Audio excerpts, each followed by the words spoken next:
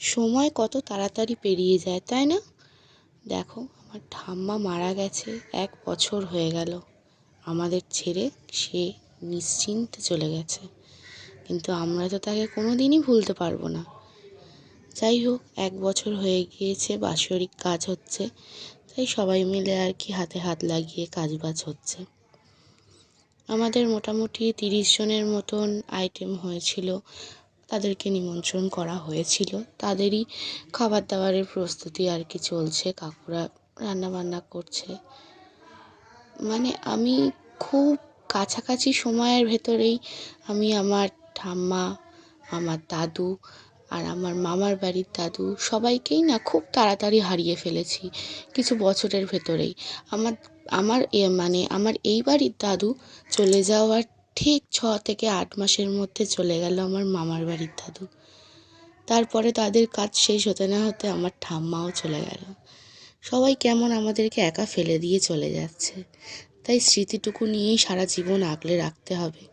আর এইটা আমার ঠাম্মা দাদুর ঘর। এখানে বসে ওরা কতই না গল্প করতো, কত আমরা মজা করতাম, কত আনন্দ করতাম। আজ সবই ফাঁকা, শুধু পড়ে রয়েছে এই স্মৃতিগুলো। আমার ঠাম্মা দাদু প্রচণ্ড ঘুরতে ভালোবাসতো, তাই জন্যই নানান রকম ফটো তাদের দেয়ালিতে আটকানো। তাদের কত আনন্দের মুহূর্ত, কত শুভ মুহূর্ত। এই আমাদের শ্রাদ্ধের জন্য বাজারঘাট করা হয়েছে ঠাম্মার কাজের জন্য। এর মধ্যে আমার একটা পিসিও মারা গিয়েছে।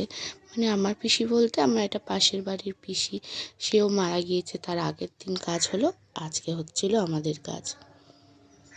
সকালের এই টিফিনগুলো করা হয়েছিল, বললাম না 30 জনের মতন আইটেম হয়েছিল, তাদের জন্য লুচি, তরকারি আর নানান রকম শুক্তো টুক্তো, এইগুলো দুপুরবেলার জন্য কাকুরা রান্নাবান্না করে রেখে দিয়েছিল। এই যে আমার দাদু, খুব মিস করি। আজও আমার মনে পড়লে দাদুর কথা প্রচণ্ড কান্না পায়। তোমরা সবাই প্রার্থনা করো যেন আমার ঠাম্মা দাদু সবার আত্মা যেন শান্তি পায়।